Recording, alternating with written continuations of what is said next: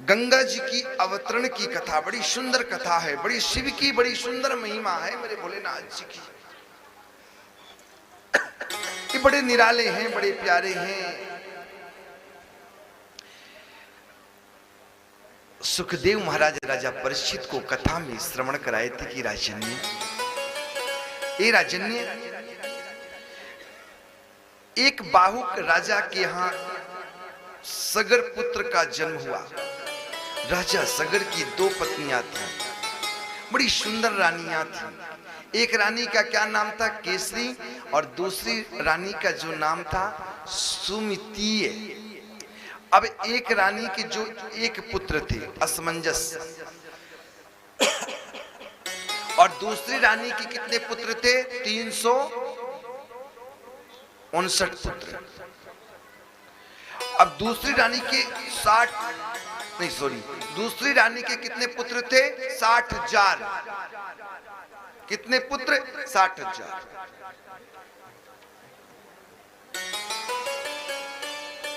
एक दिन क्या हुआ, जब हम कोई कार्य करते हैं, आप जिस प्रकार देखिए, जब आप कलश यात्रा क्यों करते हैं, किम कारणम, इसका क्या कारण है? जिस प्रकार हमारे सभी भक्तजन शिव जी के लिए कहां निकल पड़े? कलश यात्रा के लिए निकल पड़े। धूमधाम से राजा सगर ने बड़ी ही धूमधाम से तैयारियां करने लगे, बड़ी धूमधाम से।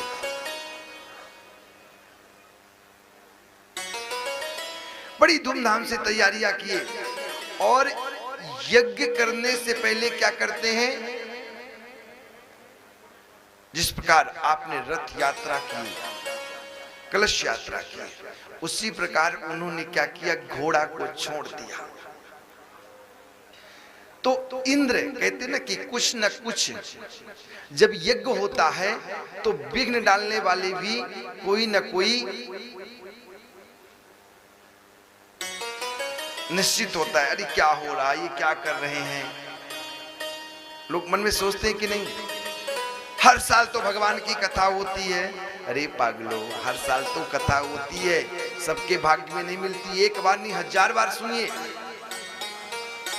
ये आप समझ लीजिए कि आपकी किस्मत में आपको प्राप्त हो रही है। हाँ,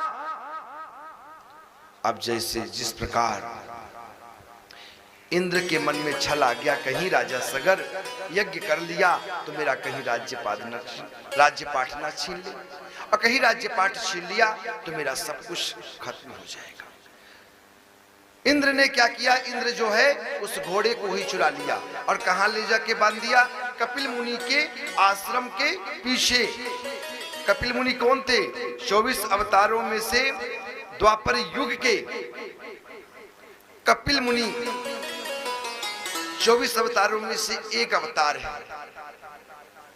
तो जो कपिल मुनि थे, कपिल मुनि के आश्रम के पीछे ले जाके इंद्र ने बांध दिया। जब राजा सगर को पता चला कि मेरा घोड़ा किसी ने चुरा लिया है, किसी ने चुरा लिया है, तो ढूंढने लगे। बोले जब तक घोड़ा नहीं मिलेगा तब तक यज्ञ संपन्न नहीं होगा। अब यज्ञ संपन्न करना है तो घोड़ा को 60,000 जो पुत्र थे राजा सगर के दूसरे पत्नी के, तो ढूंढने के लिए चल पड़े। ढूंढते गए, पूरा खुदाई कर दिए, लेकिन घोड़ा कहीं नहीं मिला। अंत में कहाँ मिला? कपिल मुनि के आश्रम के पीछे। जब कपिल मुनि के आश्रम के पीछे मिला तो कपिल मुनि बाहर निकले, तो जो 60,000 राजा सगर के पुत्र ढूंढने के लिए आए थे राजा के सगर की आज्ञा से, तो उन्होंने गुस्से में, क्रोध में, अहंकार में संत का अपमान कर दिए। याद रख लीजिएगा, कभी भी संत ब्राह्मण भगवान का स्वरूप होता है। जो व्यक्ति संत ब्राह्मण का अपमान करता है, उनके वाणियों को काटता है, ब्राह्मण संत कभी कुछ नहीं कहेंगे, हंस के मुस्कुरा के। कोई एक आदि दुर्वासा ऋषि होगा जो क्रोध में आ गया, और कहीं दुर्वासा ऋषि जैसे कोई आ गया और श्राप दे दिया, तो ये समझ लीजिए सब कुछ नष्ट हो जाएगा।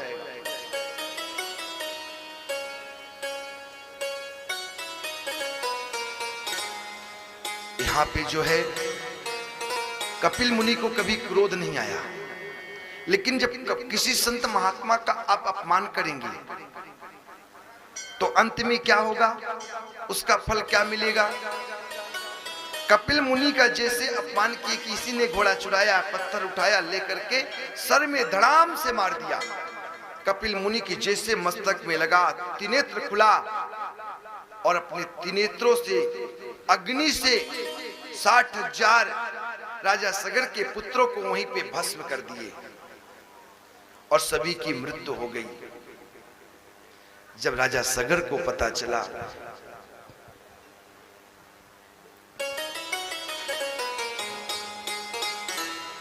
राजा सगर को पता चला कि मेरे पुत्र की मृत्यु हो गई है, कपिल मुनि की इन्होंने अपमान किया है। असमंजस ढूंढने के लिए गए, असमंजस को पता चला, असमंजस कई वर्ष तक भगवान की तपस्या की।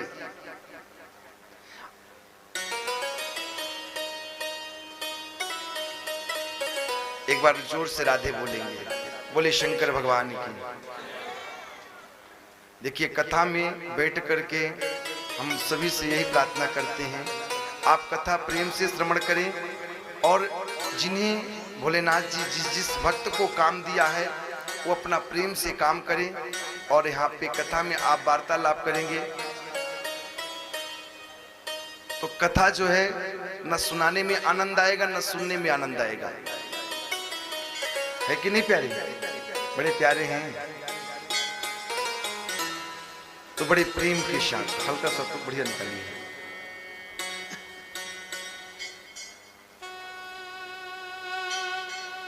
तो जब राजा सगर की जो है ना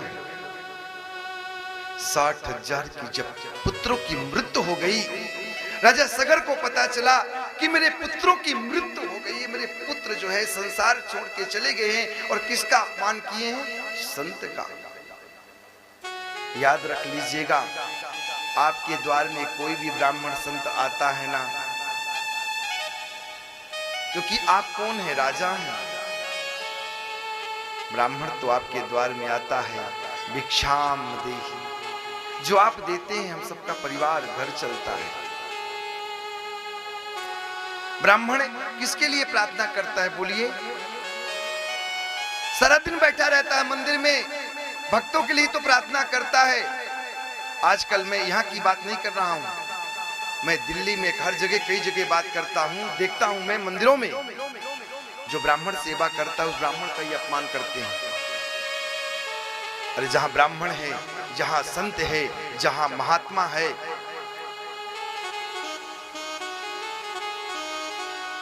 और जिस घर में संत महात्मा ब्राह्मण, मैं थोड़ी कह रहा हूं, ये तो वेद कह रहा है, ये शास्त्र कह रहा है, आप सम्मान करें। आप सम्मान करेंगे ना तो आपके घर में कभी भी किसी प्रकार की कमी नहीं पड़ेगी। अपने माता पिता की सेवा करेंगे, अपने माता पिता के चरणों में प्रणाम करेंगे, अपने माता पिता का सम्मान करेंगे ना तो आपके घर में कभी भी किसी प्रकार की कमी नहीं पड़ेगी। अपने से बड़ों का अपमान करने का फल आपने देख लिया, या आपने कई बार कथा सुनी होगी, है कि नहीं मैया? जोर से बोलिए। राजा सगर के जब 60,000 पुत्रों की मृत्यु हो गई, जब उनके पुत्र को पता चला, अंशुमान गए, ढूंढते ढूंढते कहां पहुंच गए? कपिल मुनि के पास। कपिल मुनि से पूछा, कपिल मुनि ने बताया कि ये 60,000 जो तुम्हारे भाई थे ना, मेरा अपमान किया, इसलिए मैंने भस्म कर दिया, मेरे क्रोध से ये भस्म हो गए हैं। तो बोले क्या करें? बोले एक काम करो, आपको गंगा जी लाना पड़ेगा, जब गंगा मैया आएंगी तभी जाकर के इनका उद्धार होगा। हाँ, तभी इनका उद्धार होगा।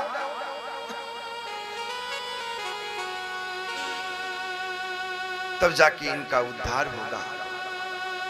अंशुमान कई वर्षों तक तपस्या किए, लेकिन अंशुमान की मृत्यु हो गई।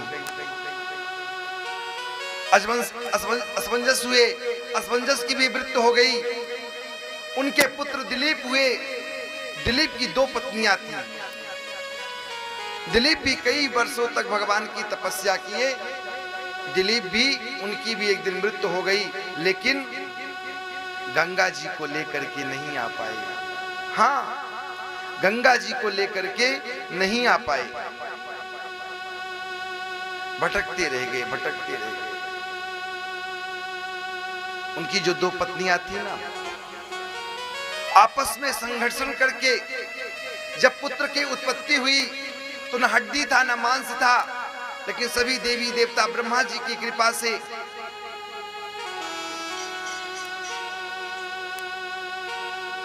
जब दो संघर्षण के द्वारा, क्योंकि जब उस पुत्र के अंदर जान आई तब जाकर के उसका नाम क्या रखा गया, भागीरथ। और भागीरथ 5000 वर्ष तक भगवान की तपस्या किए। हाँ, भगवान की तपस्या किए। और जब गंगा मैया की 5000 वर्ष तक तपस्या किए, आज देखिए ये क्या चल रहा, कलयुग।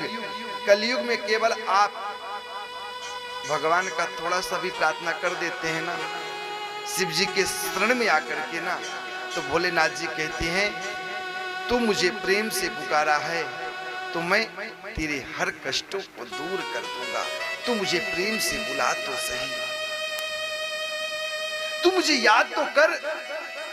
शिव नाम तप्त में इतनी शक्ति है। 5000 गंगा जी की जब तपस्या की, ये भागीरथ, गंगा मैया प्रकट तो हुई, लेकिन गंगा जी ने कहा ना ना ना, मेरे वेग को कोई सहन नहीं कर सकता है, कहीं मैं निकलूं तो कहीं गंगा धरातल में ना चली जाए, ना ना। तो बोले किसको मनाएं? बोले भगवान शिव जी को मनाइए। किसको मनाएं? भगवान शिव जी को। गंगा कहां से आई? बोलिए, जब वामन भगवान 3 पग राजा बलि से दान मांगे थे, 3 पग भूमि का दान चाहिए, जब आकाश के लिए जब पैर उठा तो ब्रह्मांड में टकरा गया, तो जब रक्त बहने लगा तो ब्रह्मा जी अपने कमंडल में ले लिए, छुपा लिए। बोलिए अभी समय नहीं है गंगा जी का प्रवाहित होने का समय, अभी समय नहीं है।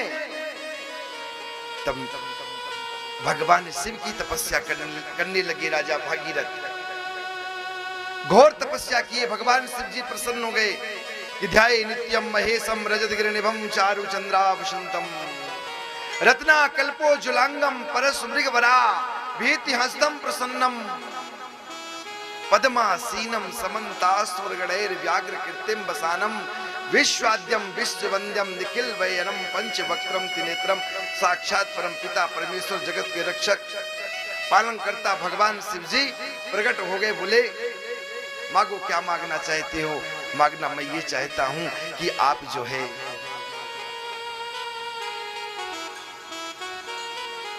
अपनी जटाओं से गंगा जी को प्रवाहित करें, क्योंकि गंगा जी का कोई वेग सहन कर नहीं सकता है। हाँ स्वामी, कोई मेरा वेग सहन कर नहीं सकता है।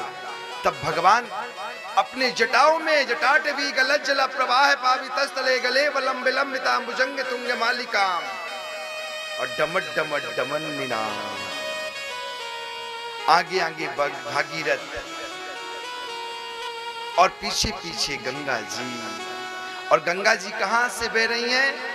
शंकर तेरी जटा से बहती है गंगाधारा। शंकर